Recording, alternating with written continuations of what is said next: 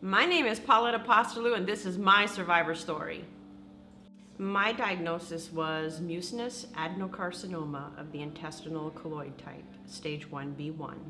I was diagnosed January 11th, 2016.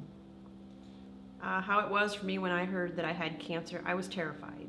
I was scared. I thought I was going to die. I thought it had spread through my whole body. I really didn't know what was happening to me. I didn't have a whole lot of a big support system around me, so there was just my husband and I, and we were both very scared that I wasn't going to make it.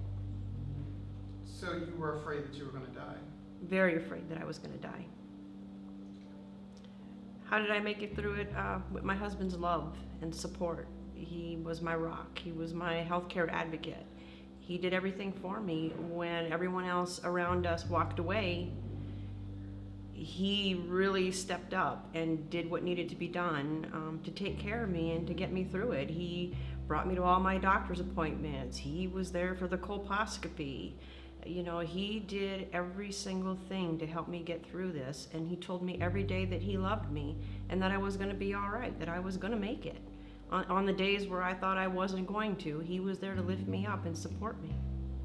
When I learned about the HPV connection to cervical cancer was when I read my pathology report, and I saw something on there that said HPV 16.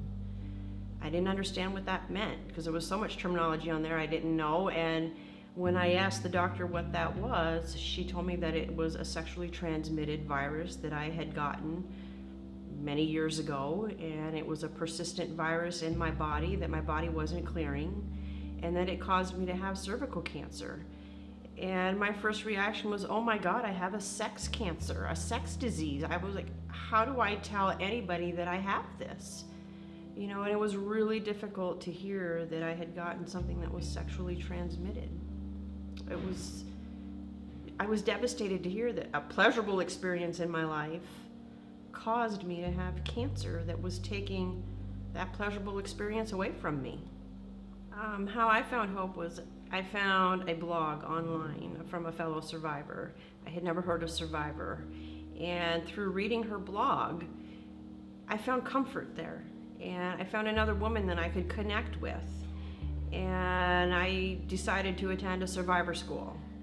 And through survivor school, I found out that I wasn't alone, that I did not need to be ashamed of what had happened to me, that I was not the only woman in the world going through it. Because in the beginning, I didn't know anybody who had cervical cancer. I had never heard of cervical cancer until I was told I had it.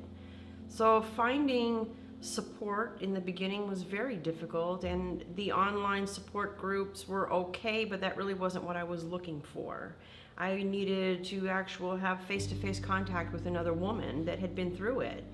And my oncologist was trying to find me someone because she was really concerned that I was spiraling down this really bad path. And we couldn't find anybody locally for me to talk to or that was willing to open up about their own experience with cervical cancer. And I thought, that's not right. Something has to change. And that's part of why I decided to share my story at Cervivor, to see if I could get, a scholarship to Louisville. And I won it, and it was amazing. And here I am today talking about it. What I want people to know about cervical cancer is that you don't have to be ashamed of it. It's not, you're not alone. You don't have to be afraid. There's lots of people you can talk to. The HPV virus is common. It's a skin-to-skin contact transmission. It doesn't have to be sexual penetration to get it. When I meet other survivors, it makes me feel good to know that there are other women out there that have gone through the same thing I did.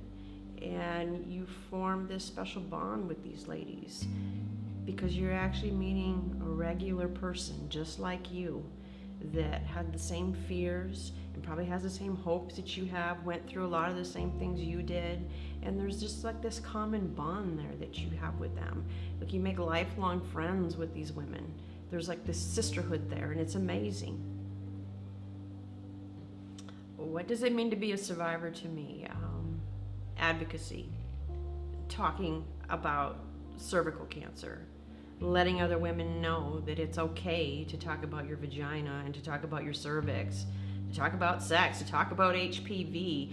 I definitely was not that person. I was so quiet. I mean, I don't think I ever talked about those things growing up even. And here I am talking about it very openly for the first time, and it's very empowering for me to do that.